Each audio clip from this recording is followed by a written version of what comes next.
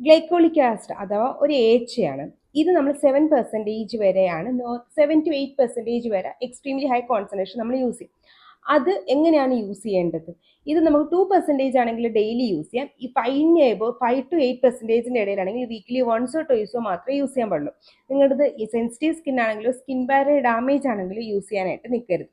ഇത് എപ്പോഴും രാത്രി വേണം യൂസ് ചെയ്യാൻ. 2% ആണ് നിങ്ങൾക്ക് മോർണിംഗ് യൂസ് ചെയ്താൽ കുഴപ്പമില്ല. പക്ഷേ 5% ചെയ്യുമ്പോഴാണെങ്കിൽ എപ്പോഴും രാത്രി യൂസ് ചെയ്യാനായിട്ട് ശ്രദ്ധിക്കുക. കൂടാതെ ഈ ഗ്ലൈക്കോളിക് ആസിഡിൻ്റെ ടോണറോ സിറമോ യൂസ് ചെയ്യുന്ന സമയങ്ങളിൽ നിങ്ങൾ സാലിസിലിക് ആസിഡിൻ്റെ ടോണറോ സിറമോ അല്ലെങ്കിൽ വിറ്റാമിൻ സിയുടെയോ ലാക്റ്റിക് ആസിഡിൻ്റെയോ മെൻറ്റലിക് ആസിഡിൻ്റെയോ റെറ്റിനോളോ ഒന്നും ഇതിൻ്റെ കൂടെ യൂസ് ചെയ്യാൻ പാടില്ല.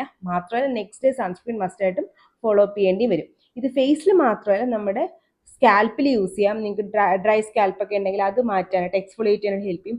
ബോഡിയിൽ എക്സ്ഫോളിയേറ്റ് ചെയ്യാനായിട്ടും ഇത് ഹെൽപ്പ് ചെയ്യും.